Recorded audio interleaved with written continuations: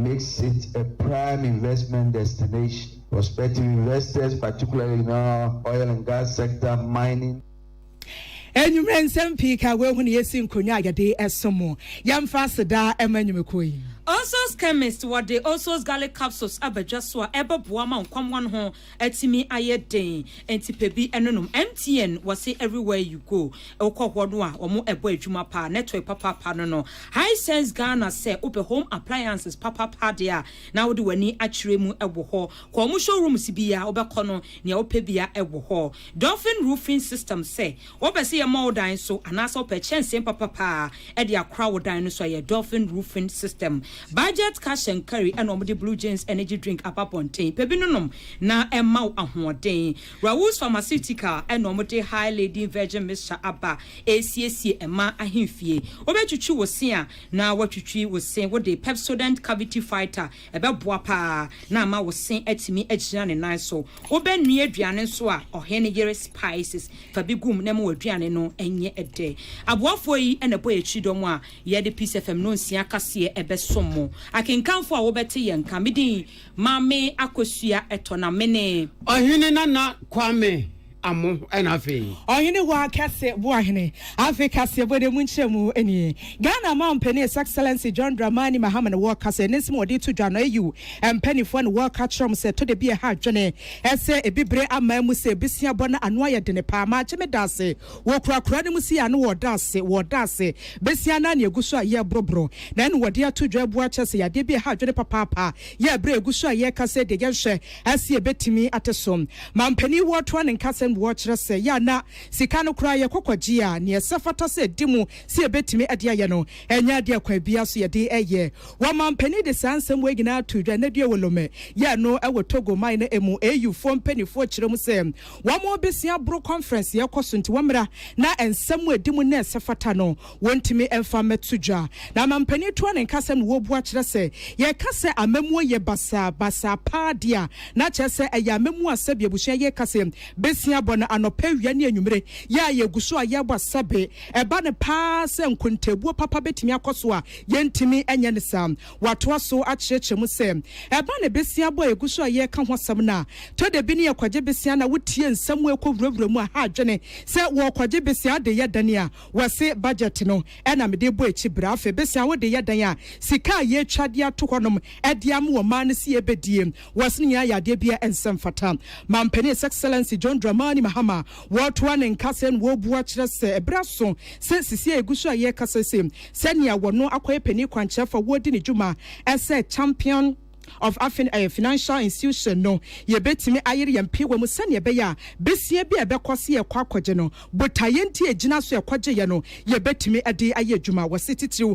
eni kuaye educational pomoden eni se ye de esidan ensem pika we hu ena Ghana man penny excellency John Dramani Mahama akura wadi atudwa.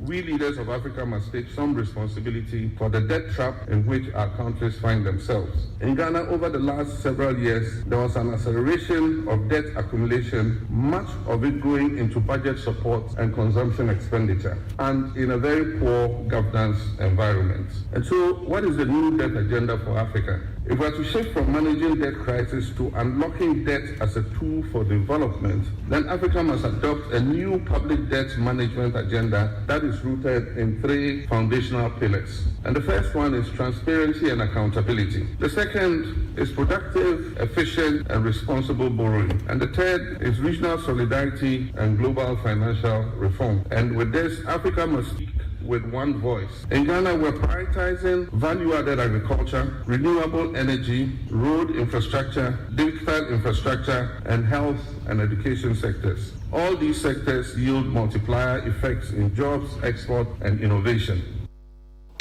Ania yokoti Ghana man penny excellency John Dramani Mahama akura to an kase mo chechem se banks ahodo bim e te say AFDB and afeso Afrizin bank say yantu ye boa se nye hye pe betimi abo echi bra na aboa sika same mu ntotoye.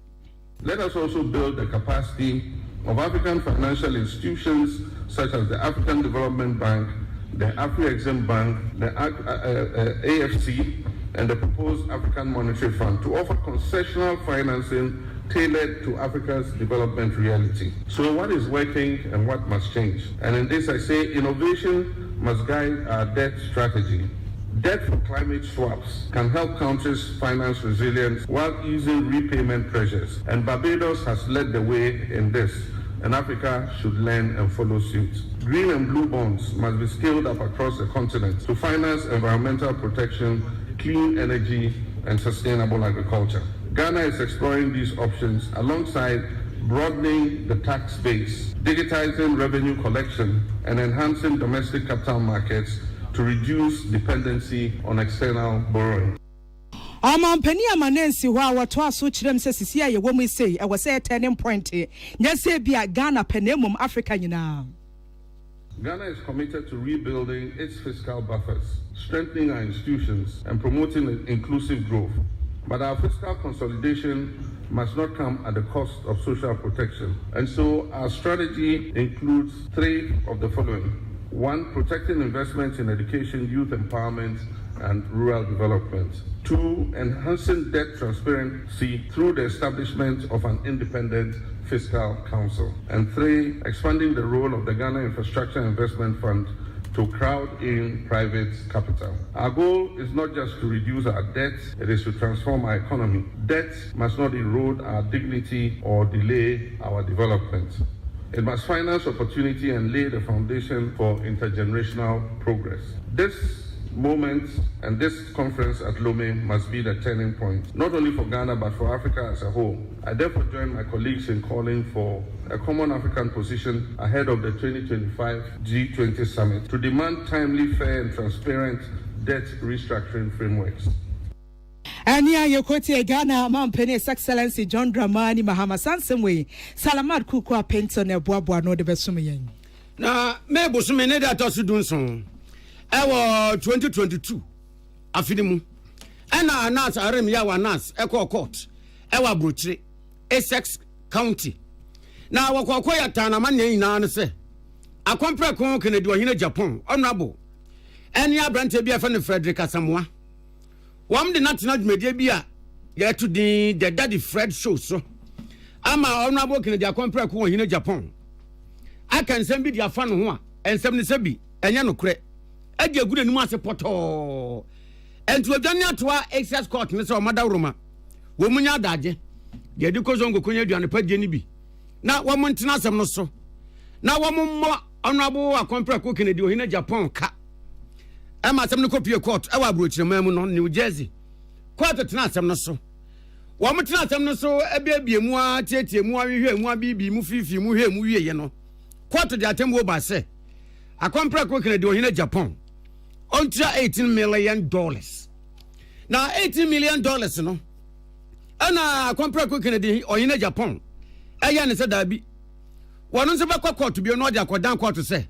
Wosra wo mu a ne nseti eda ne nseyem kotodwagu fom. Wo mu nsanya adaje a ye de ko kantamanto konya force mu no bi. Na asem no wo mu nsanhwe mu biewu. Court antwena no an fom. Court tie akompre kon honorable ohine Japan. Na sem metena asem no so. Ehwe mu biem. Ama enede yada. Excess court no. Esa de atembu ofufraba. Ama make us say $18 million. Akan no court say akompre kon Kennedy ohine Japan say ontua no. Court atisi say who? What is shim? I say London bridges falling down, falling down, falling down. London bridges falling down. Ya ka bezim. Ababa beto from say tim. Every $18 million. Court say akompre kon ohine Japan. Enter $500. From $18 million. Court say $500 per and akompre kon ohine Japan tia.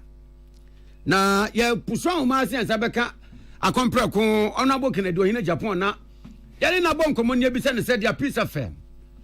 Ya no makokune wo Essex County Court. Wo New Jersey. America mamu. Waba won hwere ma hwehwe odi agu asomnie. Ejado akọ ya atan. De oba nso so atan de ogina na o ma atan trodo nti. Wo mo ya mane ya se dia ye tie yi. No kresa na no kresa nso so a. Court hu di yi. Court te di yi. afiti $18 million. As a cantamantofo sa yedi ano aba besi $500. Then ya compare ko in Japan wa ya ne be bon komo.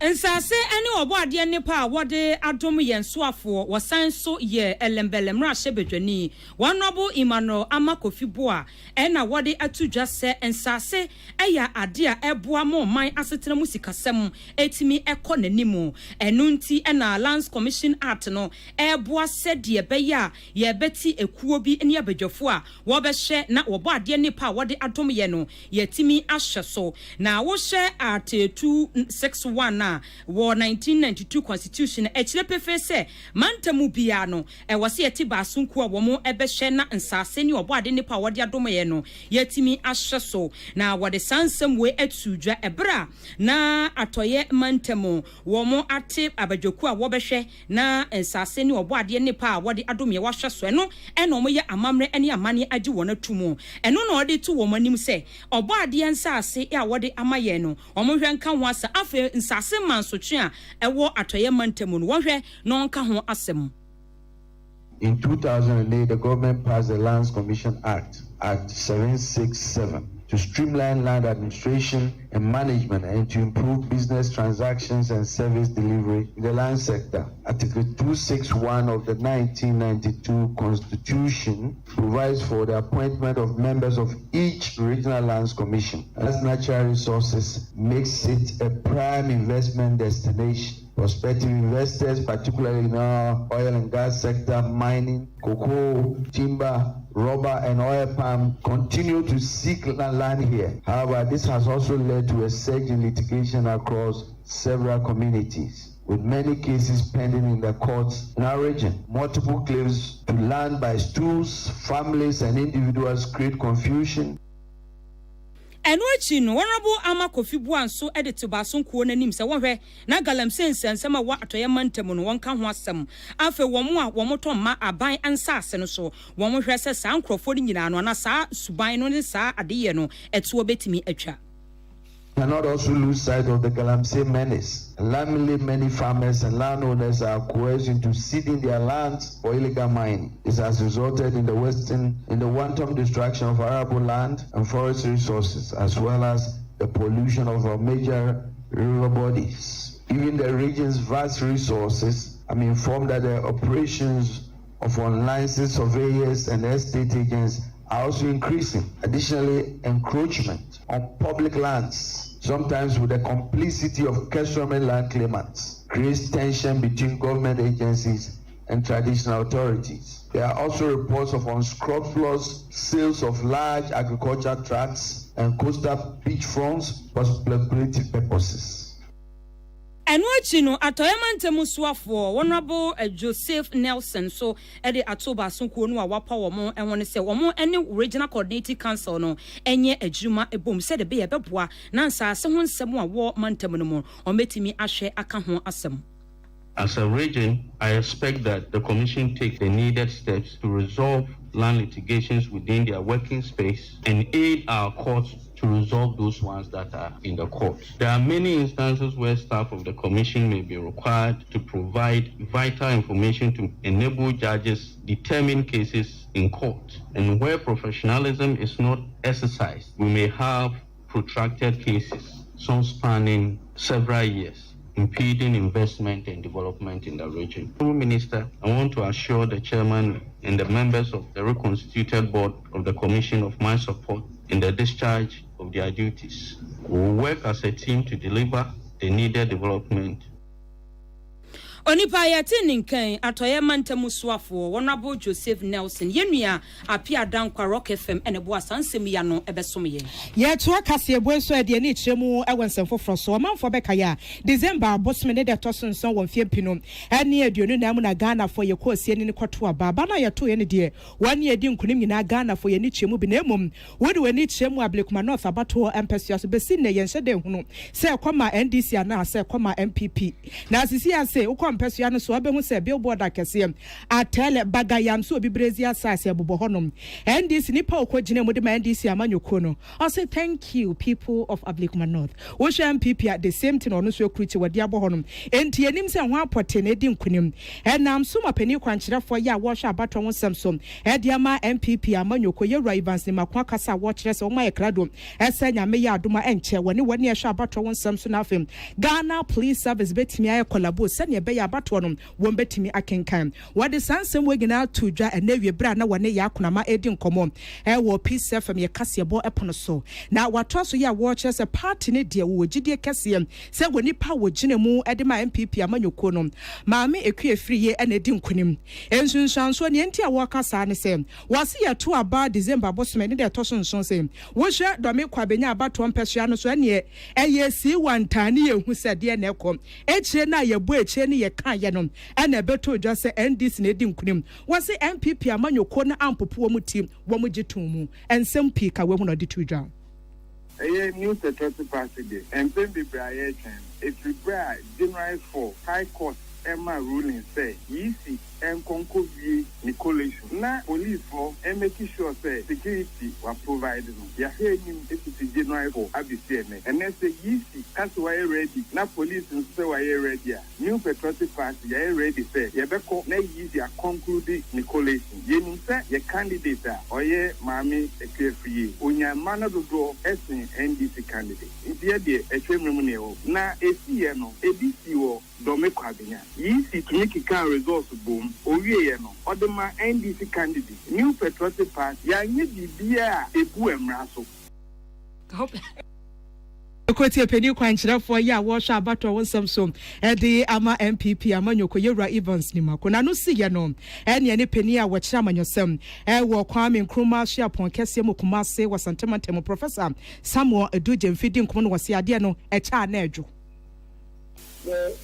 Ekase sɛdeɛ mmeranteɛ no taaka no wɔn astrate paa yɛsɛ yɛato aba December bɛkita abɛwei na constituency bi ɛnya wɔbaa no tumi a ɔda wɔ ano wɔbɛ sɛ Ghana ha titiri a yɛtiri no sɛ abɛwei ɛfa policy ho ne mmarahyɛ ho ɛne nkɔmɔ a ɛfa saa nnipakuo no ho no electoral commission dwumadi a wɔnyi sie nti no tumi ɛwɔ ho paa because regenerative democracy ni yeye all the mission enye Argentinian democracy ya kusha o marketplace ya tena na so ni pe ku domba ni di na okojina kasama domina it is abre we dey pe ni on that say adia ma yo ho ni se di kada mi say kamya kenya se dia ko Ani aye kwete peni kwankyerefo ya wɔkyerɛ amanyɔsɛm wɔ Kwame Nkrumah so apon kɛseɛ mu Kumase wasantemantem Professor Samuel Eduje mfi yɛ kwa no so yɛne Deputy Director of Election de ma NDC amanyɔko no yɛwura Tanko Rashid computer ɛkɔ akɔdi nkɔmɔ yɛbisa ne sɛ party no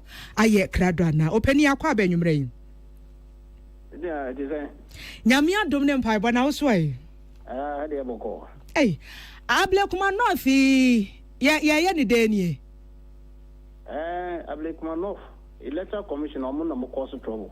Omo na mo cause problem we ni nyina. Say ko any IGP ahia o, any ne panyifo ni nyina nde. Ija na we meeting na me ba me office no. Ablekuma North asem ye koka IGP. Ye koka kancha IGP. Ade no Electoral Commission no omo ba be kancha omo nyina ntro pa na omo ba be kancha IGP no. Any NPP. Now ko use NPP scan copies. Now we could declare 59 polling stations out of 62.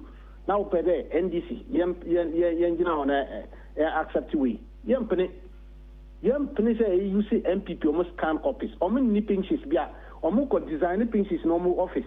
Normal baba you see almost electoral commissions from no per we about to normal MPP. Sa no me per on yempene. Yawura me pacho sɛ we no ebia koso do me kwabenya Emma eleplem akrugu ene di nkunim enti ade na mu ni gidie ewo nipa wo gine mu de ma NDC no ho say I do me kwabenya de yenye scan copies na use 3 police station asa na yenye scan copies na this thing they spend carbon copies ye de na kita carbon copies and yes scan copies carbon copies are different from scan copies now because scan copies na dia now carbon copies na way eno na kai no enye say omu kita carbon copies so omu kita carbon copies ni dia say enye problem But scan copies no kwa obi who kita laptop bet ma design this at the end first scan copies no. Me pacho we no money is in penifo share di ho nkomo. Na last iPad meeting e ko kan no. Say kan so mo say yampani omo use scan copies bia. Ye kan so mo nim. Na dey no mo ko kan tro. Who say in dey kra no say ye ko ho na e ko ti say omo ko kan electoral edition IGP say omo mamo edition the friend say security. This say Thursday ombe ye declaration. Why should no mo on share idea no mo ye. They have not even informed anybody. They wanted to spring a surprise. They got the information from the IGP today that they want to do declaration on Thursday. You say what? What do you mean? So you won't even tell political parties. Meanwhile, I won't say, Omutra Kratama say, Yamba, IPAC meeting on the 17th of this month. Then about election 2024. Then in between, I will say, Okoye Ablekumanov. Pacho NDC amanyo konkrata na mukura no hwane di nkunim wabato ne mu. NDC na di nkunim. Enyumre ma yenna se wo asem bi a wo de beto isi animu ana sanse Ghana Police Service de wo mo kire so ma ye krado pa. Say yes adene isi mbabe kan so ntro no modika or babe kan so ntro pa no modika ma IGP no. So we explain everything to IGP. So we'll take it out with the issue. Enti ye bubo figures na nkwa amfa ma NDC amanyoko na de na obeye. I want to move the figure there number bo. Now MPP figures no number you see. MPP figures no number you see. How many figures? Electoral commission how many figures? How many pinches? Now when you say your opponent pinches there over you see both figures. What is that you penny? Computer nya abotire wo se easy any figures omo figures MPP figures no mo kita no what evidence ebo echidom say what evidence that who say the 10 officer no kra or say one year jumon bio so reporters no mo who say presiding officer no mo ba be kan say figures we nye dia signature we dey nya media when the father we no nyina ba nya MPP computer enyumre ma yana se na yemfa onsi anyame ya aduma ye betwen da bato no eja nkenkanso no bedru so na afi ya ba mu nchen biom ya da se pa me so me da se. Deputy Director of Elections at the NDC Amanyoko Dr. Tanko Rashid Computer one year call ya ni no kodi nkomo nti ye ka se de wo de wani chemu Ablekuma North abato mpesua so a wo mu ni MP a wo si wo manem e wo man Ghana mra se bedwofie na billboard ne eya kese ne e fe wo bu ne se wo hu NDC ni po ogine ma NDC de no wonchen na MPP de wo mu nyina se thank you people of Ablekuma ye consent for so na ye anano memene da no anwumre baya no nan ko no num okra na video yi sha sese ene nam social media so ne baby a wo be fa bia obi ase den kra yi semjemfi na ene ne se video no mu no na yi ase a semjemfi ekotena ne ka mu ena mama pat mama agrada ene ne bonkomo na nkomo no esiye no ena semjemfi wura ne ka mu a sika na se ne bag mu adaka no mo yi bie okan kakra yes o de mama mi agrada je dia yakan no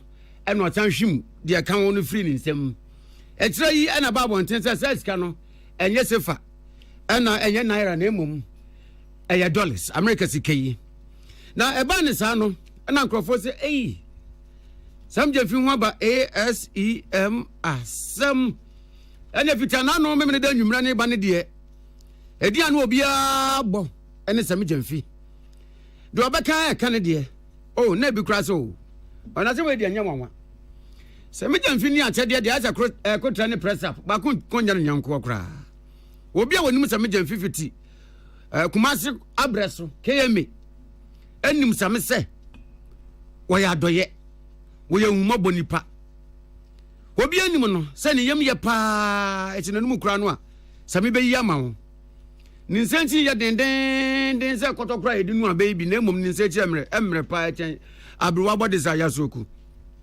de otira ni se sami behu awe ni maye mobo aso obi a wada so da ye boni a wabo pitira sore no ne case ka kura sa me betu no botume yi ade ma say fa to aduane di ena bi nso say we die a accident by okru esan na no ho atro enya asem bia sa na dollars ne kura wo mu no enya enana sa me be hu dollars sa me hu dollars ne na usakra nanso Adam kuma wam na se bedwafie minority dem se dabi dan crofo kana kra wam nte ama ene ya wam afra won samtrafo nhyiamu ama honorable Dr. Tia Abdul Kabiru oya wale mra se bedwani yakom na se bedwafie a finance committee oya member wanu akasa ya wa Adam kuma minority for press conference na se ano se asem de nan kanya asem bia ehu bia nanso so sana wotwetwe mu ya na mampeni John Dramani Mahama wodi amambo mu penifo akyerɛkyerɛ kwan code of conduct eba betu jasa appointee bia no wɔhwɛ no mfanya adwuma na we bosome kura ma ya wo yesini de nyamyanim ne pretiko ka code of conduct no kan ye nipa anaya ketesia de o enya nkomeka se samya in sleeping without information why ye code of conduct no romosa watono mo na fomfram na wo mu kaza no mo se esi den na ye dan se appointee pa no be cheska na nka otina kai mu kranka frama mi no be sheka no mu bie anya mu mienu obi nim de si ye ka asem bia ni ho na nso so dem kuma bio wo mo se ade ne de wo hwe pa badwam na sika dollar yi samiyi ya na wo kan we sa no wo mo se ehu papa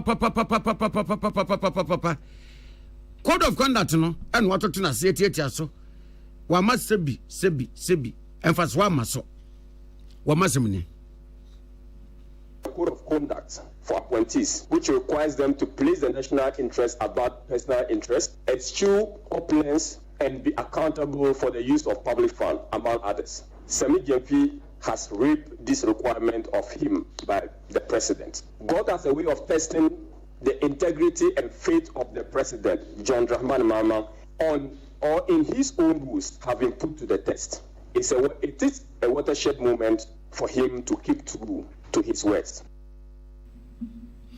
Na enena dom kuma se de wa ye de awam dom ni se wo se asotwe a emu aden pa asotwe emu aden na enu akire ohwe Bank of Ghana wam so mo ko Bank of Ghana akache Bank of Ghana wo Act 273 current act no adom kuma se wo mo se Bank of Ghana se wo mo mfa sa act ni adwuma na wo mu nyina so mfa asotwe emu aden emfa ma Semi Gyamfi enchiremu ni.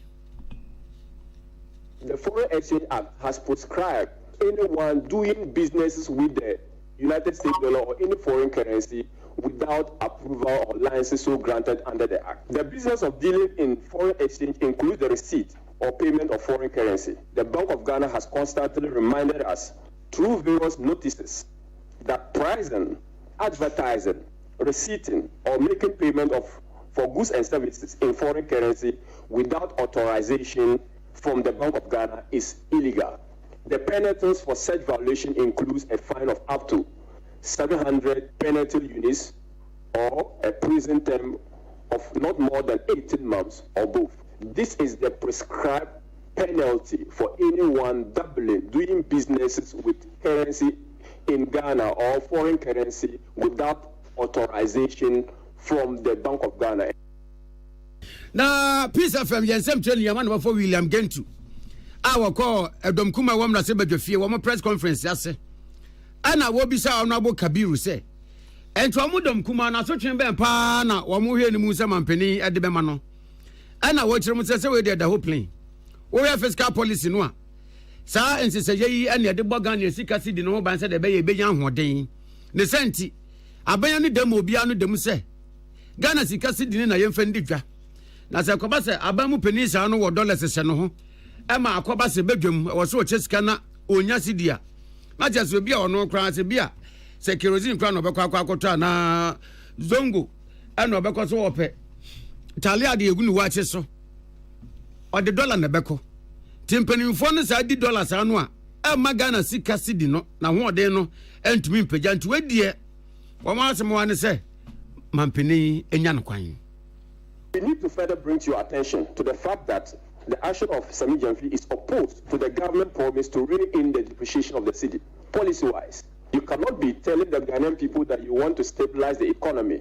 You are putting in monetary and fiscal measures to stabilize the economy. You are discouraging people from holding their money in United States dollar. When government officials are in themselves holding money in the United States dollar, not just holding the money, but spending and circulating the money within the economy. At the time that the government and its functionaries were celebrating a fleeting gain of the cedi against the dollar, Sami's action was or is a direct assault on the government's efforts. It is quite ironic that the government is promising one thing in respect of monetary policy and its functionaries are doing something different. Now, and what's an honorable Dr. Tia Abdul Kabir was say, Sir Wamaka, the Wamuya Free Mampeniho, Wametiasi Bank of Ghana. I said the Wamuya Free Bank of Ghana, so Mobile Ewa Semi Ton Chenya. Ghana Revenue Authority, GRE. Wam to Sasemia was so Mujim say cross a brass band. Naja Wamu for Munim say, or my gift tax law, Ewaha. And Wamu Rebebia, Mamia Grada will be a nice cana, or Jayano. Won't you at all? There is an obligation on Nana Agrada as well. The obligation to pay tax on the supposed $10,000 received from Mr. Sami Gyamfi. There is that obligation to pay tax, and that is regulated by the income tax laws of the country. The income tax laws require that any gift received of a value, especially in money, you have to pay tax on it. Ladies and gentlemen, tax payment in respect of investment for a resident is 25% and 30% for foreigners.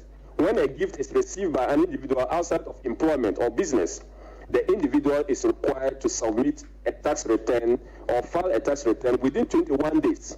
We expect the GRA to demonstrate commitment towards curtailing the continuous evasion of gift tax. The Ayatini Kay Honorable Dr. Tia Abdul Kabiru, or your Walim Rasebejani, your Comra Sebejofia Finance Committee, or Dumwakotinepa, one a D at Domkuma Wamra Sebejofia minority and him.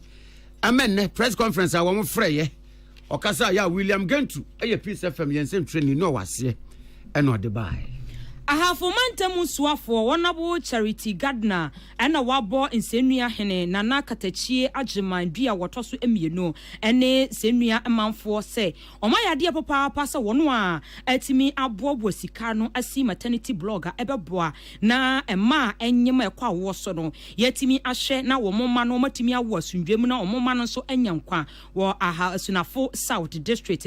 Now was say, a idea about Papa, and into a diato and him for any nkron kae a akase wo mo hye ade a se nua ade hye aye se wo mo a edu mbotom sika asi maternity block edu ba bia mpuntu enye da na wo betwen se aban emeye wo mo a anse na watimi aye wo no bo e de sansem we atudwa ebra na wo mo asi maternity block foforo kra ye atwa homa mu ne ya bi ano no e na o se ade a se nua ade hye aye no ebeboa pa ama yetimi age mmofra ene ma ekwa wo so enkwa.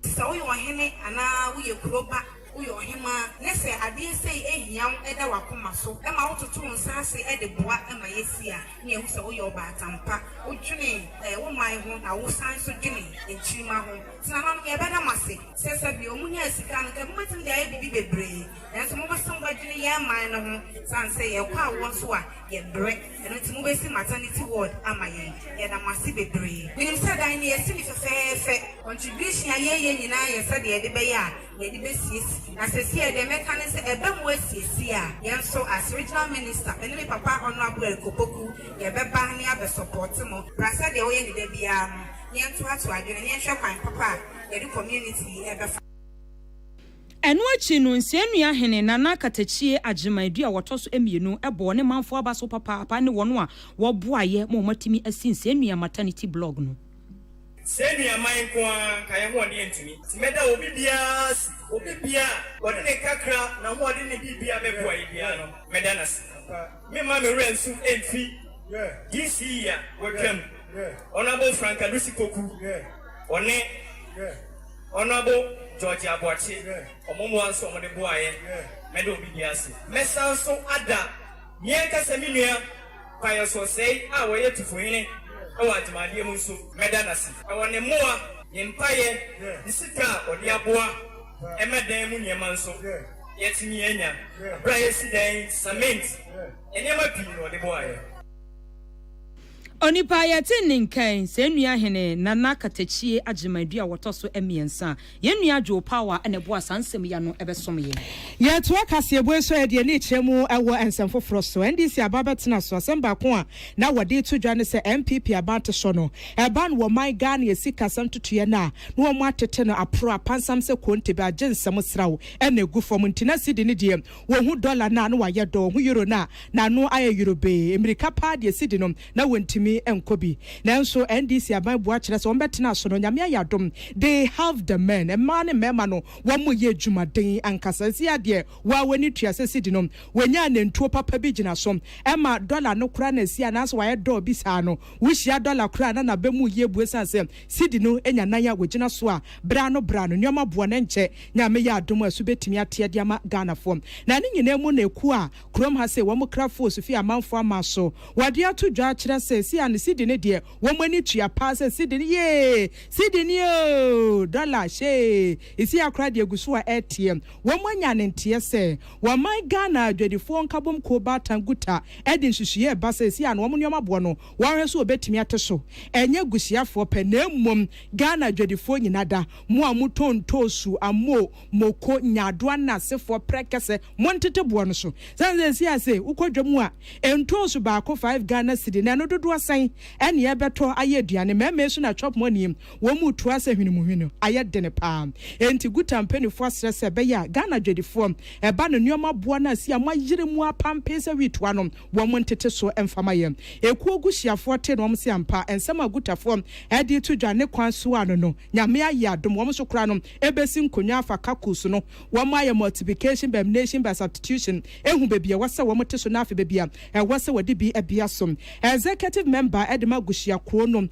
Akins Buache Mensa, Dodwana friend, my lord. Wani peace Cassia body in common watcher says, Yanum, one cassa, woman nichi mubi, Sidino, ya de papa. Nanyama Buane dear, one more general Senya Mea Doma enter, one bet to me at a show. Na send your good for cano, woman chomo kuma and to one more ayam, and somebody to join you. The American say senior good president Dr. Obende beto so na enokwe na say kosra enka yebetu niema no enti sa aba fom so a say yetete niema no so kakra e ma wo mo to no so wo ho ehen han wo kakra e ka dodo na nipa abo no so so ho ntimi hen han wo a wo timi tua wo ka ye last week na me started to media so man twen kra ma Dr. Obende amfa ma tudwa san say adwuma no me ankasa na me ye ntimi we na du ba bi ne say de dollar timi afri 16 as last week na be do 13.6 a wo tra ho mo bi ka che o say tete so a na wa ankasa kwa woni mi awoye no krodie na esi di madwadifo no ti du ba bi na sa wo tumu a wo mo sa ampa e ba afom no wote so ti se wo tumu a na je say no kura sa ampa dollar no koso anze ti me fa sa akonya we so aka chi obi bia odi dwa bia okra nema ya o use dollar se dollar na ba fom a ye ntete so e ma edwadifo no so ho ha o mo kakra Boachi minsa manensi hwanu mano wasra Ghana dwedifo se esi anaba ne sa se si asidi ne se wenya ne ntu agina so e na dollar nda from waye dob waye basa se party bi campaign message e wo kuroma se ne ni tua papa no obesre customers ne se si ano wo mo bete so wo mo te so a yeso kura nyame ya adom na se dollar ne koba ne se daachi mpono na bia epeja ye hunu se wo mo peja mu ane kwan so ano no na mum se ne wankasa wo ye consumer na sika ne botom ntino ukodwom a nyese bia wubisa wo ohena na nkyɛn a wo bo 10,000 na no what is ikato se da bi eba ne sam wode chidwom ho nyina Patricia ohene wa obia kyese ko bebia na kɔhwe obia ne bo no wofom na to free sa nipa ne nkyɛn e kan say ye ne ekra ne mane nyina obi ne ho de sika na ode to ho oton ya wo sa e say oton dollar na boden that time to ne na aba 13,600 na oton ne mane na ne ya wo sika no enti e se de tie bia e ba fom kakra ho ben ha wo kakra a chance ne mane bi wo ha e kosoro a dollar no ne ni sa ba ko fa ne mane wo be bi a dollar na kosoro nim say wo ton no asesa e kosoro ada na say wo ton no asesa na aba fom de wo ko complain akọ asan akọ wo chi akọ keka sa fa tie ne de em say basa na ejadifo no na ye ne e mo enum di dwane no mo andi ni ye de kakra a metimi aka ne say on say businesses no aban ne ni control bia also enti say fuel a aban no control enti de me say say enye nipa ba ko ne digwa enti but ubusebusa ma obehu obi ane de ofom kakra enti so no ane ne de no aye na dwe so won te so no hu se ni nua bia tis na sankrofo to ne nua de na ekwan bia so no so bete ne de so. Yokotie wonu ye executive member Edema Ghana Youth Clothing Importers Association Kono Akins Boache Mensa dodo na friend my lord enti si ane say enche nyame ya adoma nyoma bo no ye bete so kura wodi aba fom enti ukodwomu asika na ukura dodo mu anyoma dodo na ena wonsa betimi aka Abdullahi Dasmani ena bu asansem ya no na e wansan fufro mu no afi ye nuane muslimifo a wo mudu akomsene konkron Muhammad sallallahu alaihi wasallam anamonchi ebetu bata akọ Hajj eyo makwantu konkron no e wo Saudi Arabia na basonko ayapa wo mo se wo mo hwe akwantu yiso afi bia no wo mo hwe so no Ghana Hajj Board Task Force wo mo dia to dwese afi Ghana fo a wo mbenya kwan akọ Saudi Arabia Hajj akwantu konkron ni bie aya 5910 empim num etire ahankron ne du na emra director of administration edema 2025 Ghana Hajj Board Task Force Alhaj Idi Sumaila woni Peace FM chetren komo no kire mu se Ghana ban ene Saudi Arabia ban edin se woso emo mo bonkomo ema Ghana ban etotosre Saudi Arabia mpanimfo se nanka Ghana fo a wo mo ba Hajj ibie na nkom dodo ye empim num ene etire duonum 5050 nanso Ghana ban sre Saudi Arabia ban se na da roma dodo no na aka etira wo munya nkomo beba se de kusenya fufu anko bedi nanso so weduro ne wo ma na nko no bomu no wo mo sre Saudi ban se o ma kwan na yemfa bi nka ho ana Saudi Arabia aban se to madalla dodo san na aka na aban se o be ye aha watwe ne aduosia 860 na Saudi Arabia ban se no problem yen for mon kan entin ka fi dodo anka beko de na nkom ye 5050 na so san se Ghana ban sre Saudi Arabia ban ama Saudi ban prince nti ene de 860 kan ho a wa mo dodo na ye 5910 na Alhaji Idi Sumaila ekoso kire mu kire Peace FM sa na no memene da ye nane nansa ana akwantufo no de di kan wo mkoye no mo ye ahanan ne edionunum 425 wo mu na fifiri amantam enumu a ewo Ghana atifi 5 northern regions ana janyame adom wo mafre amo mabamane se wo makodru Jeddah ewo Saudi Arabia na no memene da no wo mo makanse so ebekon kakra kopim se anoma bakra enka omayimu Alhaji Idi Sumaila Nipa 5,910 and it's registered. They apply to the Kingdom for visas 2 times. The first time we are 5,050. And then who say uncle 4P, video P, sound crop, and so to be able to make sure we serve them, the clinical negotiator and Usama 850 visas. And the Odeka 5,050 no, 9,000 almost 10 visas count. 5,910. So 5,910. Tudwana yadiko eno kire ye na Alhaji Idi Sumaila ebo Peace FM amane se ye wuni padodo se yi a wo mo ye nuanu muslimifo a wo mo ko Hajj akwantu kronkron ni bia e ma ne ye yanwa ni na ne se Ghana Hajj Board Task Force o mo ye 2025 akwantu no so no se ye ne ntote mapade o ma ye bi papa na se ye pa ne ntote pa ene nsatira ya wo mde aba Hajj akwantu no munti ena ma dodo saa no eko afi na okirem so ni sakanino yako negotiate e kingdom no ena yako MFN no Hajj conference yako late because Excellency John Dramani Mahama and this year into governance was 7th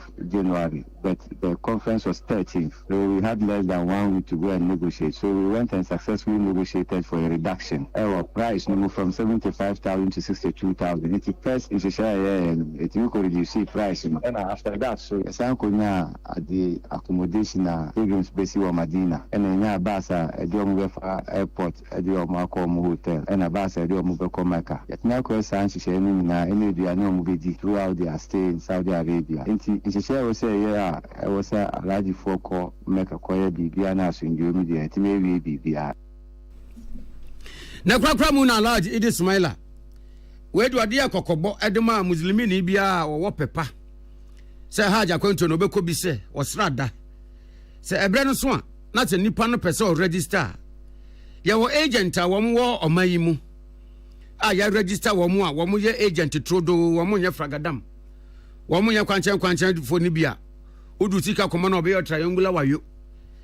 Abujen eni bu akata. Anase Hajj board no wo. Bra na be hu wo mo. Ensign agent yi a wo mo license no ho. Ana ensign Ghana Hajj board no ho. Ante sana so ko tu sika gu a. Sebi na ye obi na kumantwi. Bo sia ko no odiniti akwaje a kirema. We had a novice Makutu Sikama win or the Alpha BB and a Makutu Sikana Mintimin Coy and he said, yes, that's your country will be as agents. There were agents, the agents list me to that. So Boko had your agent to her and the Lusa put your direct at your council. And Tiaka said, it may your agents in passports, it may your movie in mom. And I want him say, usually you say, oh, you money IT there at times errors calculating me by NT Ebimoa or Mudia Koya, Yantimani, and Pretty Visan. They are just in the minority, so we are trying to correct it and then get it for them. But we are not done yet. We are now working to get those ones processed. I think we started working yesterday again. Unless, of course, we are one far and paso and Sika. We now be a problem. Yayatini ni Al-Hajj Idi Sumaila or 2025 Ghana Hajj Board Task Force no Director of Administration. Only piece of yensem training yaman before Abdullah Dasmani and a twitching common.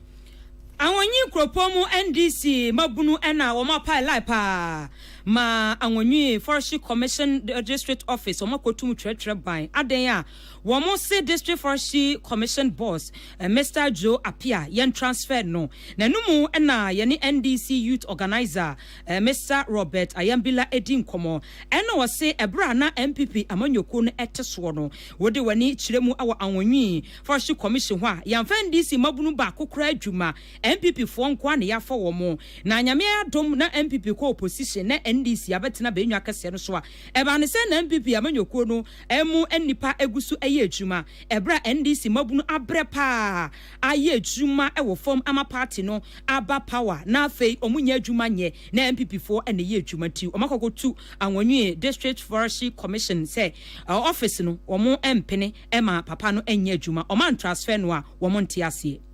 Your reasons in say party adwuma akatua no ye gina asase ya so obi ani hono ma also ye party adwuma no wu a heaven and MPP ba ye o man fa NDC fo adwuma ho e wo Forestry Commission why MPP fo no mo fa wo mo enti adenti na ye so NDC aban na ba and mabu no mo call mu dem ese walleting boot ewura sebi nkura na se nkuro nketu ani mu ekoye adwuma no a ya ba power no omo de omo nam ho omo pre na se MPP fo na omo de atwa mu no still omo da so eye adwuma wo ho eno na mabu no enti ase one sa MPP mabu no mo san hia ye mabu no wa bonten na omo san sere wo mo ade ye ya no mo san sere wo mo awon se mo abra mo party na ba mu kura mo nya adwuma nye na adwuma na yenya na so eye nti wo fa wo se ye wo a abe ya wo ya eno achi no eno to aso se MPP appointees no dodo na match ne de to so aduasa ba ko na mo contract ne wuye eba ne sen eno mo gusu eye adwuma na NDC mabunu atifie party bia baba mu a why youth employment agency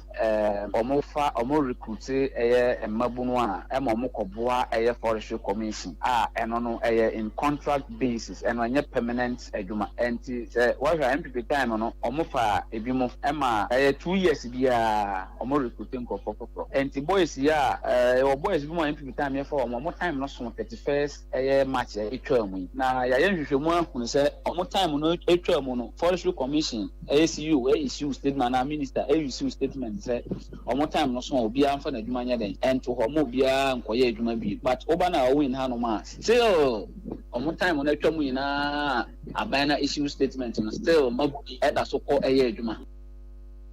Na enuachi no Peace News bono homoden say District Forestry Commission boss Joe Apia ye ne no bedi nkoma na so ye boya epusu ahoma no a yensa anka no yenua Joe Kwadwo Prekese ene bo asansem ya no besom ye.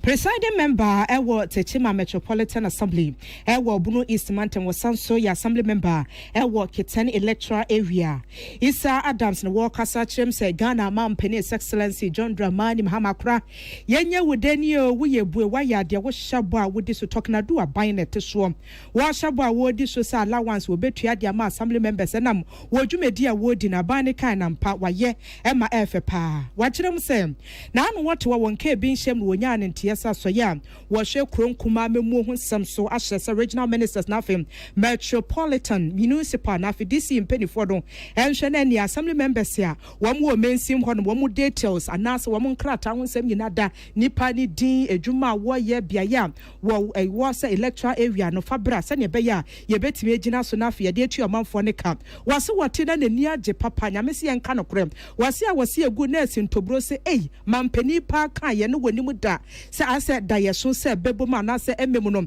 no wom guso a wo mo dwene ho na so nyankopon cha de bra wani peace kase bodi nkomo wa kirem se wote se NDC aban eba ba ye no wo gina assembly members nyina na mu a kire mampani se mampani ayade ntino wo mo ebo na baso ensomodi to dwane asem de say Excellency John Dramani Mama assembly members obemaya allowances kakra nokre last week assembly members united say obi amfa bank details emra mema HR na omutim forward call local government na omonhwe na omumfa allowances na mai megiri say His Excellency John Dramani Mama na why na edanase nyamishra no nipa adwempa megi se nyame so beboa na mana se adwumadi no ede amai asamba members wo how bebre ayi ko ayefro sisi a meka chiro no ba mi table so be hu sebe nkrata wo de ba ayi nko ni nyina so obekọ eso ni nyina yisika enti se wo boa kakra na ye de asoso ye adwuma de bia ye na montu e betu no megi se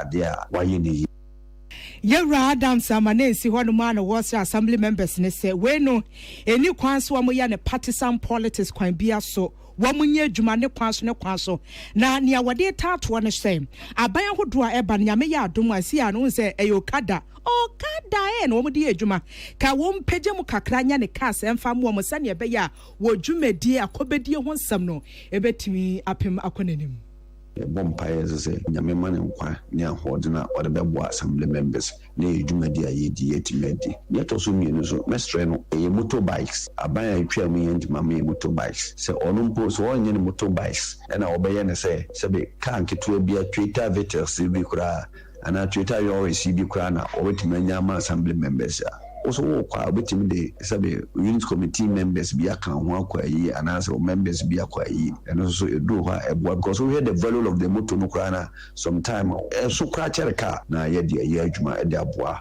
ama sabe impuntu aba ye bro no so ne municipality and metropolitan assembly members ewo Ania yekotie wono ye presiding member ewo Techima Metropolitan Assembly no ewo Bunu East Mountain wasanso assembly member ewo Kitan electoral area Isa Adams nesem eno na na kodwo du edway efi Techima ne bedom yen Adise mama yedan ho aba yeba yede kase no aka no ebesom What be some plumber? A game pipe no di boy dumano. I know say DPS pipe nkwa no fa mo aduma bribia o. Esan gidi amenya wo DPS pipe munti. Me mfanya agrokra o. Enti fre 0543 662 727. Pomachina kwan was Spintex Road, Coca-Cola chiriwa. DPS pipe. Gidi ashenso die. DPS pipe. Pipe nina hene. Happy delightful June. Swashilala, chichi soso. Afranapa, a pepper breakfast and was in woman. Don't happy July free juice against with toast, cereal, and even them cool. A bread and fifi, the monster fridge man. Happy July fruit juice. One of what? And you be happy to relax anyway. So I know when you're. Let's say what a chamado. Happy July free juice. Off and a baby, I bring you all day long. On fruit juice. I'm happy July. One different flavors, different size. You number 1 letter. Number from NG 150 and 250 ml. If you have healthy life shows on your supermarket, happy life fruit juice. Loaded with taste. Papa no no, papa no no, papa no no, papa no no, no, papa no no, Alcasa. Polita is everywhere, durable and authentic. Stronger brand you can trust. Polita, we get some more Rambo and get some more super. And the Polita, we did. Polita, papa no no, papa no no, papa no no, papa no no, no, papa no no, Alcasa. The best. Tune it in, turn it up, Peace FM, and rip off the knob. Telephone for Mamuna Makwa Babio. Yadamasi don't hear about Chris Mukaya, whom I did name you Reno Sakasebo. And Peace 104.3 FM, so at the Bremo. My dad in Mobre. Yadamasi. I can come for you, me. Or Hinana Kwame Amo. Ohine wa kase bo ahene enafi. Mame akosia etonam. Yemfa sidama Oso's chemist was say what the Oso's garlic capsules abedwa so ebeboa ma wonom a eboa ma immune system no eye strong pa kwamwan ho eye den yade bia ni wo betimi abowra ni pedua num. MTN was say everywhere you go omo ewo pa na network papa ejina nanso ebo adwuma wie ebremu. High Sense Ghana was say komo showrooms bia mu home appliances bia wo pe bia wo benya bi ene wo per fridge anase condition television gas cooker electric cooker ne nya keka ho nyina ebi wo hopper smartphone so a obetimi enya bi na won wom adi ensa wo so pesa wo from a 0302550000 was say High Sense everyday prices everyday people. Dolphin roofing system was men control say e be board dan so papa wo penchen sen papa e dia kra wo dan so e na afi wo pese ye mo dan so a e be bo ne yie pa etimi e de amawo na wo pese woni wo mo edin sa wo so a 0243232818 budget cash and carry and or the Blue Jeans energy drink abba. Blue Jeans energy drink boa papa ma wonya hoden e ma wo ye adwuma bia no a wotimu se wo ye adwuma de mu hoden en tutim se vitamins wo mpa b ye B3 B6 ni B12 ni nyina wo me no nyina boa ama ni pedua no etimi ejina nan so peduduo mu atu akoton a 0208128190 Raoul's Pharmaceutica and or the High Lady Virgin Mixture abba ACC Emma ehimfie wo pa ehimfie wo de ya na eboa nti bon homoden se wo betobi na watimi ade ACC wo ehimfie wo kama pa Ubehu omu ewo the Health City ya no wo Ayarefa Accra ha 0558567150 a Pepsodent cavity fighter ebeboa ama osin etimi egia nan so wosin echi nam no yade bia wo ne haw bia wo bia no anopa twetwe osin anwumre twetwe osin fi say Pepsodent cavity fighter say every small matters entino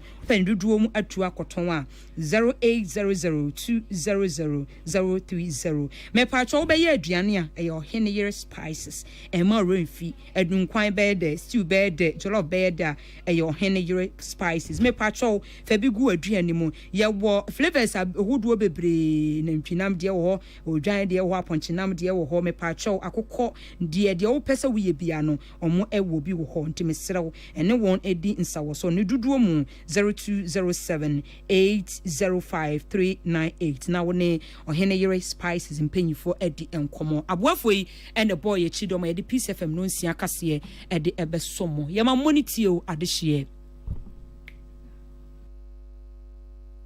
Tune it in, turn it up, Peace FM, and rip off the knob.